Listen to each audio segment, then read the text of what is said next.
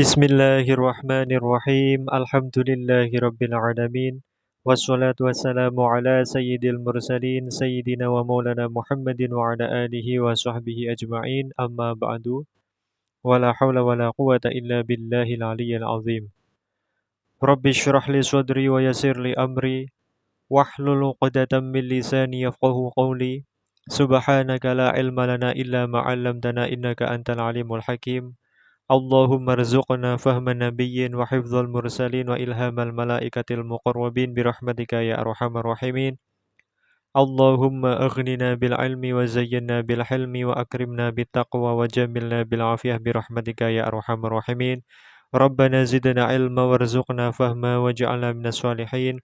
Allahumma akhrijna min dhulumatil wahmi wa akrimna bi nuril fahmi waftah alaina bi ma'rifatil ilmi wa nawwir qulubana bi nuri hidayatika kama nawwarta syamsa wal qamar wa sahhil lana abwaaba fadlika ya arhamar rahimin. Amin ya rabbal alamin. Qala al-mu'allifu rahimahullahu ta'ala nafa'anallahu bi 'ulumihi wa bi asrarihi fid dharaini amin ya rabbal alamin. Wa haruma lan haram bil haidi sebab haid kan nifasi hale koyok dene nifas. Apa ma perkara haruma kang haram apa ma bil janabati sebab janabah. Wa saumun lan poso wa uburu masjidin lan ngliwati masjid khofat kang wedi sapa wedok talwithahu ing gubrati masjid. Wa tamattu'un lan ngalap enak-enak bima kelawan perkara baina surratin kang tetep ing dalam antarane pusar wa rukbatin lan dengkul. Syekhul Islam Zakaria Al-Ansori pada bagian ini menjelaskan berkaitan dengan perkara-perkara yang diharamkan sebab haid. Sebagaimana juga sebab nifas. Yang pertama adalah mahruma bil janabah, perkara yang diharamkan juga sebab janabah.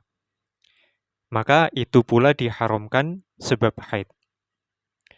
Di antara perkara yang diharamkan sebab janabah, sebagaimana penjelasan beliau sebelumnya, di dalam babul ghusli, beliau mengatakan wa yahrumu bil janabah sholatun illa li faqidit tahuraini fayusallil fardhu wa sujudun dan sujud wa qira'atu qur'anin dan membaca Al-Qur'an bi qasdiha dengan memaksudkan qira'atul Qur'an itu. Kemudian yang diharamkan pula adalah masuhu, menyentuh mushaf, wa hamluhu dan juga membawa mushaf Al-Qur'an. Kemudian khutbatu jumu'atin, khutbah Jumat, tawafun dan tawaf, walubthu muslimin bi masjidin la uburuhu. Yang diharamkan pula sebab janabah adalah berdiamnya seorang muslim di masjid. Dan demikian pula diharamkan sebab haid itu adalah berdiamnya perempuan di masjid dalam kondisi haid. Itu juga sama diharamkan. Kemudian Syekhul Islam menjelaskan termasuk perkara lain yang diharamkan sebab haid adalah saumun, puasa, wa uburu masjidin dan melewati masjid, khofat talwithahu, yang mana dia khawatir akan mengotori masjid dengan darah haidnya itu.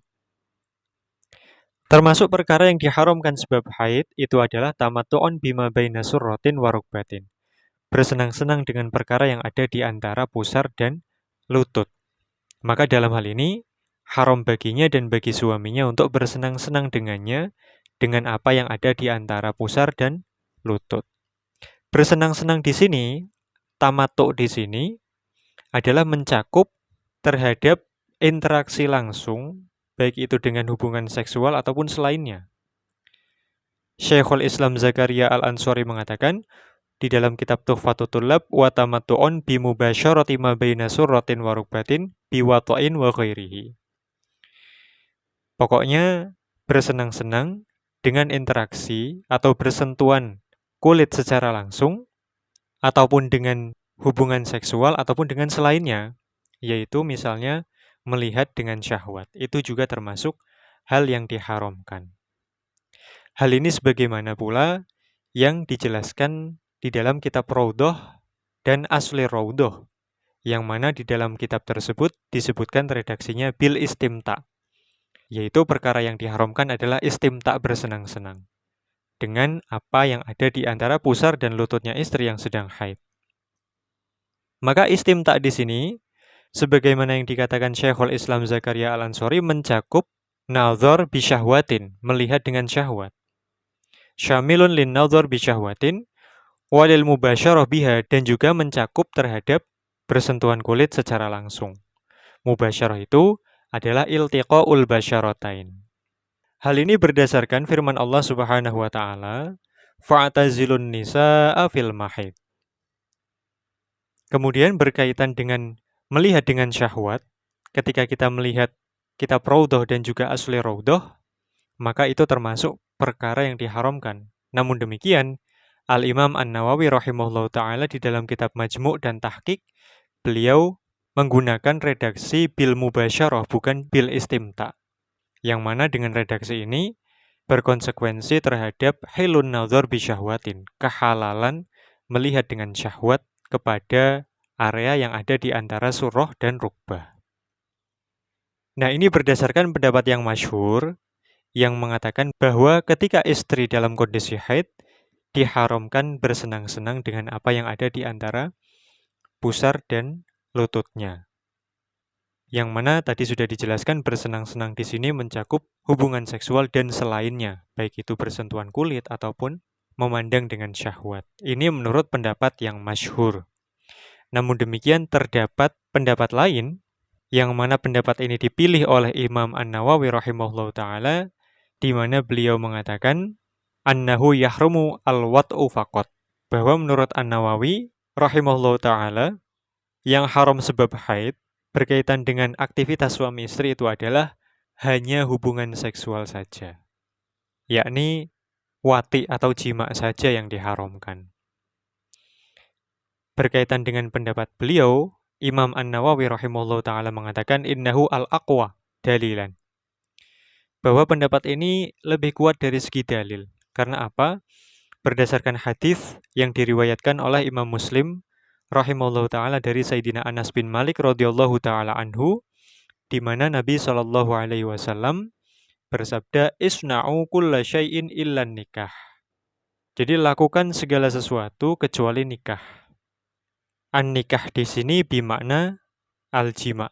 Oleh karena itu Imam An-Nawawi berpendapat bahwa yang haram itu adalah wati saja ketika istri dalam kondisi haid.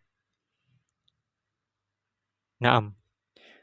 Oleh karena itu ketika ditanyakan, misalnya pertanyaan, apakah bagi suami boleh untuk menyentuh bagian kewanitaan istri atau bagian terlarangnya istri itu ketika istrinya haid?